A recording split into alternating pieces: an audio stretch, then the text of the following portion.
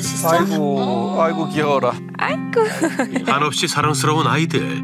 건강하게만 자라주길 바랐습니다. 내 애는 사고가 나가지고 피해를 받고 평생을 저 흉터를 가지고 자라야 되고. 그날의 공포와 고통으로 지금도 힘든 시간을 보내고 있는 아이들. 너무 애가 너무 안 돼 보여가지고 그때 진짜 눈물이 났었죠. 근데 그 사고만 아니었으면 태권도도 다니고 축구도 하고 친구들이랑 운동도 하고 그랬을 건데. 대체 아이들에게 무슨 사고가 일어났던 걸까요? 이게 무슨 일이에요?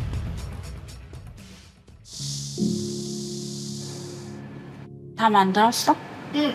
갖고 와봐. 올해 초등학교 2학년이 하영이의 반짝이는 보석 같은 존재랍니다. 저희 딸은 엄청나게 밝은 아이예요. 딸 생각하면 웃는 얼굴이 먼저 생각나는?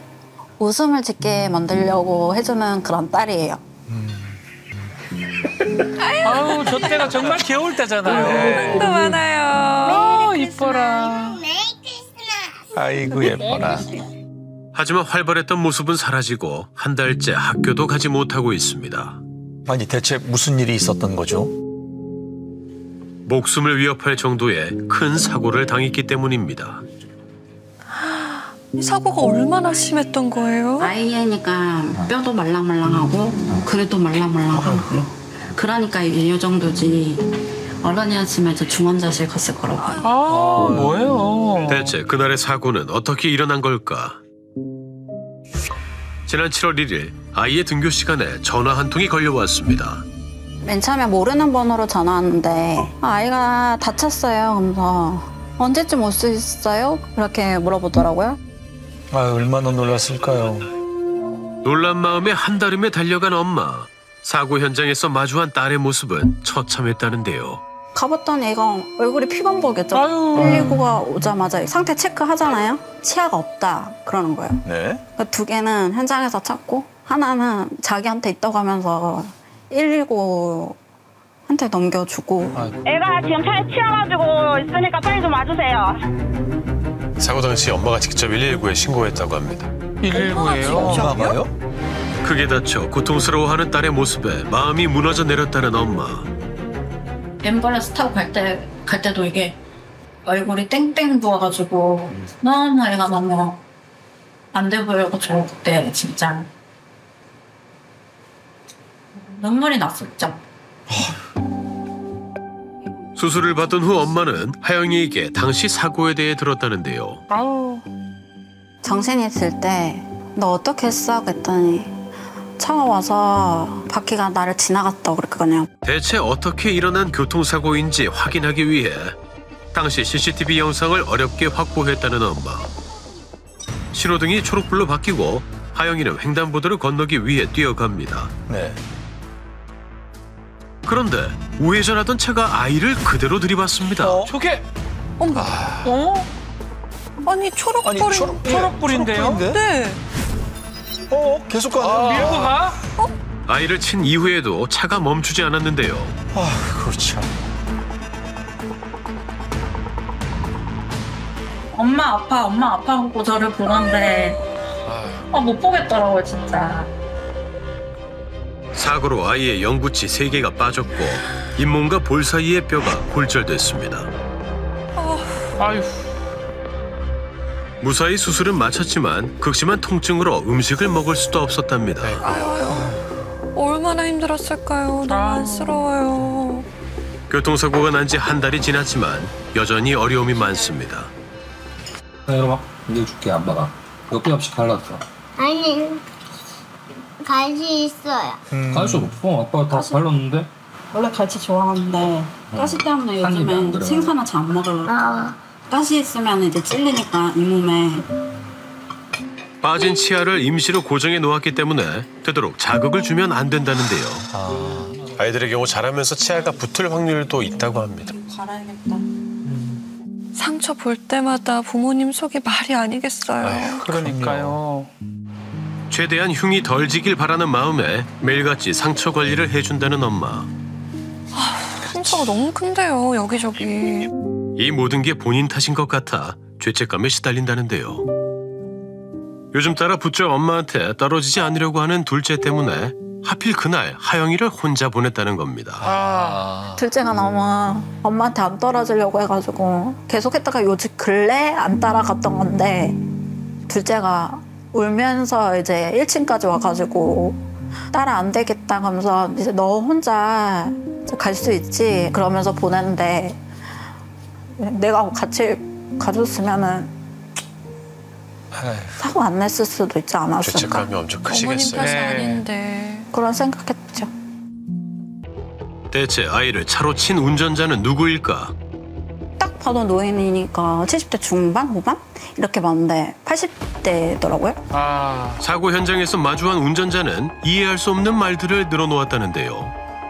나는 교장이었어. 나 그런 사람 아니야만 했어요. 무슨 사고를 내고 무슨 말을 하는 거예요? 정말 죄송합니다. 할 말이 없습니다. 이렇게 해도 모자랄 판에 영 딴 말을 하고 있으니까 그러니까요. 얘한테 아무 조치도 안 하고 화가 엄청 났어요. 사고 당시 CCTV 영상을 봤을 때 납득이 안 되는 부분도 있었답니다. 지금 치고 지나갔는데 또 그 상태에다 또 뒤로 오고 뒤로 그냥 일단 온다고요? 내리는 게 먼저죠. 사람이. 차에서 내려서 차 상태를 살펴보는데 사고를 냈는지조차 몰라 보입니다. 그날 사고는 정확히 어떻게 일어난 걸까? 당시 목격한 이들을 찾아 나선 제작진. 안녕하세요. 팀 MBC 실화탐정 나왔는데요. 이렇게 바람 불인데 그 사람 왜 이제 정지를 해야 되는데 왼쪽으로 해야 되는데 왼쪽으로 안 하고 가는 것 같아요. 가야 된다 없나 확인을 하고 가야지. 근데 확인을 안 했다는 거잖아요. 그리고 저 장소가 사고가 진짜 사고예요. 사고 당시 옆에서 지켜본 목격자도 같은 지적을 합니다.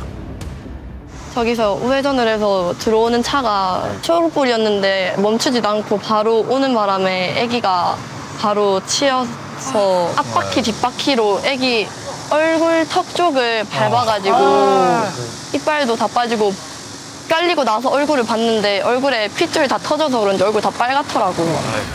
그런데 사고 직후 운전자의 행동을 이해할 수 없었다고 합니다. 아기 깔리면 놀래서 빨리 뛰어가야 되는 건데 그런 것도 없이 그냥 밟혔네? 차 대고 천천히 걸어간 거를 그 차량을 보잖아요. 어떻게 저렇게 생각을 할 수가 있지라는 생각을 했던 것 같아요. 그날의 악몽에서 벗어나지 못하고 있는 하영이. 신호등 잘 보고 다니라고 했는데 잘 보고 다니다가 사고 났어요. 이제는 차차에 치는 게 기억나도 사고 나기 전에는 안 그랬는데 요즘은 그래. 그날 이후 학교를 가기는커녕 친구들과 놀 수도 없었습니다. 9살 아이의 평범한 일상이 사라졌습니다. 친구들이랑 가끔 놀고 싶어요. 할 때 보면 안 돼요. 그래서 친구 집도 못 놀러 가요. 아이고. 얼마나 속상할까요. 운전자는 대체 왜 아무런 조치를 하지 않은 걸까? 가해 차량 운전자의 입장을 물어봤습니다. 일 안 보였다고 하셨어. 아버지께서도 이제 이렇게 너무 충격이 이렇게 있다 보니까 몸 위로 차 바퀴가 지나가 심하게 다친 상태였지만 또다시 치일지도 모른다는 두려움에 인도로 도망쳤다는 아이. 아유. 자칫 목숨을 잃을 수도 있었던 사고. 그 순간만 생각하면 끔찍합니다. 열이 3일 동안 오르락 내리락 했었고 배가 아프다고 해서 이제 보니까 장기 속도 이제 놀란다고 하더라고요. 큰 차거나 아니면 더 속도를 높이고 왔었으면 얘가 살아남았을까요? 그렇게 생각하면 진짜 가슴 무너지고 진짜 큰일 날 뻔했네요. 그런데 사고 며칠 뒤 더욱 기막힌 사실을 알게 됐습니다. 아버님께서 무면허라고 하시더라고요. 어이가 없었어요. 이거 어떻게 해야 되지? 예. 무면허 운전하다가 대인사고 낸 거라면 처벌도 가중될 만큼 심각한 사안입니다. 그 전에 두 따님이 무면허로 운전을 하지 마시라고 몇 번 얘기를 했대요. 이야. 가족들이 무면허인 걸 알고 있는데 방치를 했잖아요. 상황이 어이가 없었어요. 어이가 없네요, 진짜로. 운전자는 왜 무면허였던 걸까? 그 어른이 면허증을 갱신을 안 해가지고 면허가 없거든요. 아니. 대체 무면허인 상황에서 운전한 이유가 무엇이었는지 물었습니다. 알고 있고 앞으로 운전을 하시면 안 됩니다. 면허가 정지되는 순간부터 제가 이야기를 했거든요. 왜냐면 저도 알잖아요. 고령 운전자가 그런 상황이니까 운전을 안 했으면 좋겠다. 뭐 어째 뭐가 쉬어서 이제 운전을 했다라고 이제 이야기하시죠. 하영이 엄마는 가해 운전자가 원망스럽고 용서할 수도 없답니다. 평생 갖고 가야 이 치아는 어떻게 할 것이며 우리 애는 진짜 몸과 마음 다 상처받았는데 제가 쉽게 사과를 받아들일 수 있겠어요, 솔직히. 학교를 못 가고 친구들하고도 어울리지도 못하고 본인은 사고치고 괴로우셨겠지만 우리 딸은 그 순간부터 인생이 망가졌다고요. 사고 순간부터 현장 대처 그리고 지금까지의 운전자의 태도를 도무지 이해할 수 없다는데요. 얘 앞에서 지금까지 미안하다는 얘기도 한 번도 안 했는데 병원에 입원했을 때도 딸이 오고 할아버지는 몸이 아프셔서 그 핑계 대더라고요. 일단 사과하기 바쁜 상황이었고 저한테 무릎 꿇으려고도 하길래 이러시지 말아라 그러고 저는 마음 바뀔 일이 없다고 그러면서 가해 운전자는 왜 처음부터 지금까지 사과하지 않은 걸까? 아버지께서도 이제 뭐 이렇게 너무 충격이 이렇게 있다 보니까 제가 왔다 갔다 하고 제가 행동하는 게 그게 저는 사과였다고 생각하거든요. 그래서 전화를 드렸고 우선은 뭐 애가 치료가 우선이니까 치료가 100% 애가 회복이 될 수는 없겠지만 그에 버금가게끔 치료는 충분히 저희가 보상을 해드리겠으니까 치료 열심히 받으셔라. 취재 중 직접 찾아와 사과하겠다는 의사를 밝힌 운전자. 하지만 하영이는 사과를 받아들일 준비가 되지 않았다는데요. 사고 난 후에는 차가 오거나 이렇게 하면은 이제 약간 움츠린다거나 이제 싫어하는 행동들을 하니까 이제 그때는 제가 앞에서 보호해주고 제가 알아서 이제 해주죠. 정신과에서 또 이제 테스트 해봤는데 불안증이 나와가지고 심리 치료를 해볼까 해서 지금 알아보고 있어요. 하여튼 모든 것이 저는 제 딸 우선입니다. 아이가 입은 몸과 마음의 상처가 아물 때까지 시간이 필요하다는 겁니다. 그렇다면 해당 교통사고에 대한 조사는 어떻게 진행되고 있을까? 운전석방에다가 면허가 없으니까 이제 그 도로교통법에 무면허 것도 당연히 있건데 12개 중대 위반 사건이니까 교통사고 치료특례법으로 이제 송치했죠. 가해 운전자의 행위는 법적으로 어떤 문제가 있을까? 12대 중과실 교통사고에 해당되면 교통법 3조에 따라서 최대 5년의 근고형 또는 2천만 원의 벌금형에 처해집니다. 그런데 지금 본다면 무면허 운전 또 횡단보도 보행자 신호에 보행자 보호의무를 위반했습니다. 두 가지 12대 중과실 법규를 위반했기 때문에 가중사유에 해당된다고 할 수 있겠습니다. 2023년 1월 22일 우회전 차량으로부터 보행자를 보호하기 위해 시행된 도로교통법. 하지만 우회전 사고는 끊임없이 발생하고 있는데요. 우회전 차량에 치여 이번에도 우회전 사고는 왜 계속 일어나는 걸까요? 2년 전 은결이 역시 우회전하는 차량에 사고를 당했습니다. 시간이 흘렀지만 여전히 몸에 남아있는 사고의 흔적. 아유, 그 흉터가 아직도 선명하네요. 너무 아팠겠는데요. 무더운 여름에도 팔토시로 흉터를 가리고 다닙니다. 아유. 그럼 지금 끼고 다닌 지 얼마나 됐어요? 한 2년. 2년? 처음엔 2년? 좀 불편했어요. 애들이 뭔가 징그럽게 생각할까 봐 그래요. 좀 지네같이 생겼어요. 역시 등굣길을 사고를 당한 은결이 그날이 두고두고 후회스럽다는 엄마. 너도 이제 초등학교 4학년이고 아침에 걸어서 혼자 가는 것도 해봐. 해서 혼자 보냈어요. 그렇게 혼자 보낸 지 며칠 지나고 나니까 저한테 얘기를 하는 거예요. 엄마, 아침에 나 데려다 주면 안 돼? 야, 남자답게 씩씩하게 혼자 가야지 하고 보냈는데 25톤 덤프트럭에 치인 순간 차 아래로 빨려 들어가 바퀴에 깔린 아이. 아휴, 끔찍합니다. 그날 사고는 어떻게 일어났던 걸까? 가해 차량에 찍힌 블랙박스 영상입니다. 은결이는 횡단보도 앞에서 신호를 기다리고 있습니다. 서 있네요. 그런데 멈추지 않고 그대로 우회전하는 차량. 왜 그래? 지금 쪽팔아서 아이라는 거잖아요. 그 아저씨는 몰랐대요. 전혀. 사람 찾다 그거를 뒤늦게 듣고 아저씨가 멈췄대요. 사고 현장은 그 골목길 입구잖아요. 근데 이 트럭 운전기사는 저쪽에 아파트 앞까지 간 거예요. 거진 골목길 끝까지. 6개월 동안 무려 5번의 수술을 받아야 할 정도로 크게 다친 아이. 엄마는 수술 때마다 끝내 무너져 내렸다는데요.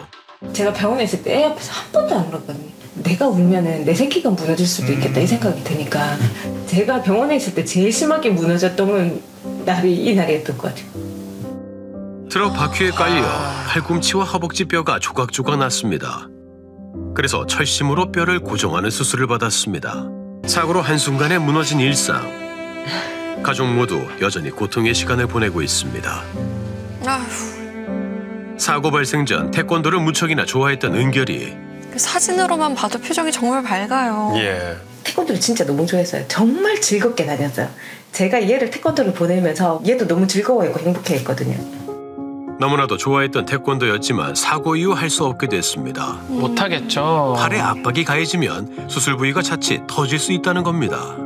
태권도복을 못 버리게 하더라고요. 아니 나 하나 하면 태권도 보내준다고 했잖아. 그걸 왜 버려? 다시 입어야 되는데. 근데 갈 수가 없잖아요. 다시 태권도할 날만을 기다리던 아들을 보면 엄마의 가슴은 무너집니다. 내가 그날 태권도복 들고 진짜 많이 울었던 것 같아. 아유 참 엄마 속이 진짜 말이 아니겠어요. 가장 안전해야 할 등굣길이 왜 지옥길이 됐을까?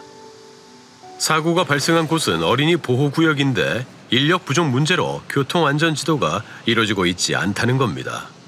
여기 안 서요. 저 위에 하나 서요. 자진해서 봉사로 교통안전을 해주시려고 하시는 분들이 많이 안 계시는 거예요.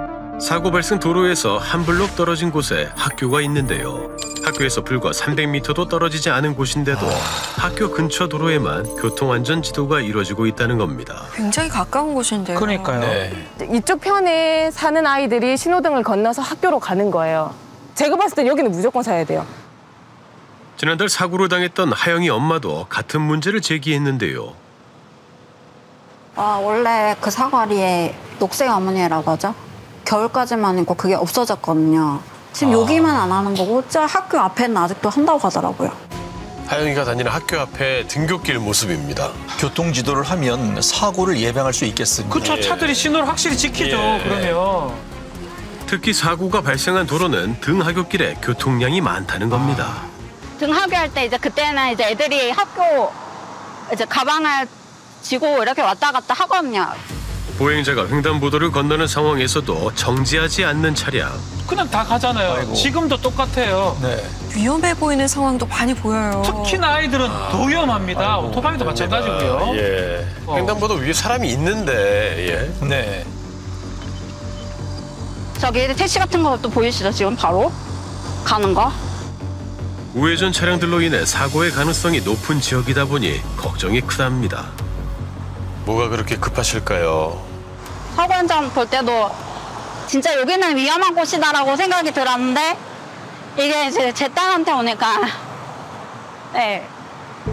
우회전 일시정지 의무화가 시행된 지 2년. 하지만 운전자들의 인식은 개선되지 않았습니다. 여전히 우회전 교통사고 건수는 물론 중상자와 사망자 수가 줄지 않았다는 건데요. 거의 그대로네요. 네. 그러니까 아예 그 법적 개념 우회전이 가능한지 불가능한지도 모르는 운전자들도 아직까지 많다라는 거죠. 사고 건수라든가 사망률이라든가 이런 그 감소가 좀 미진하지 않느냐. 1488, 1438 뭐 대동소이하잖아요. 같잖아요. 네. 줄어들질 않네요. 그러니까. 전혀 변화가 없었다라고 볼 수 있는 거죠. 그렇다면 계속되는 우회전 사고를 예방할 수 있는 방법은 무엇일까? 그러니까 제일 중요한 거는 교차로에 접근할 때 서행을 하는 거, 그다음에 정지선이 있으면 정확하게 멈춰서서 좌우를 정확하게 확인하는 것. 과정만 완벽하게 수행이 된다라면 우회전 사고는 충분히 예방할 수 있는데 마지막으로 이제 뒤늦게 어딘가에서 뛰어드는 보행자가 있을 수 있기 때문에 네. 좀 더 넓은 구역까지 확인을 하시는 게 안전운전에 도움이 될 것으로 판단이 됩니다. 사고가 일어난 지 한 달이 지났습니다. 부부는 딸의 회복을 위해 전념하고 있다고 합니다. 예전처럼 돌아갈 수 있을까? 어쩌면 생각보다 오랜 시간이 걸릴지도 모릅니다. 충격도 있고 미안하기도 하고 왜냐면 어른들이 잘못해서 이런 일이 생기는 거거든요. 얘가 이런 거를 안고 살아가는 게 좀 미안하기도 해요, 솔직히. 얘 한 명이 아니고 우리나라에 살고 있는 아이들이 똑같이 당할 수도 있는 사고기도 하고요. 사회가 너무 심각하게 바라봐야 할 시선이 아닌가 싶어요.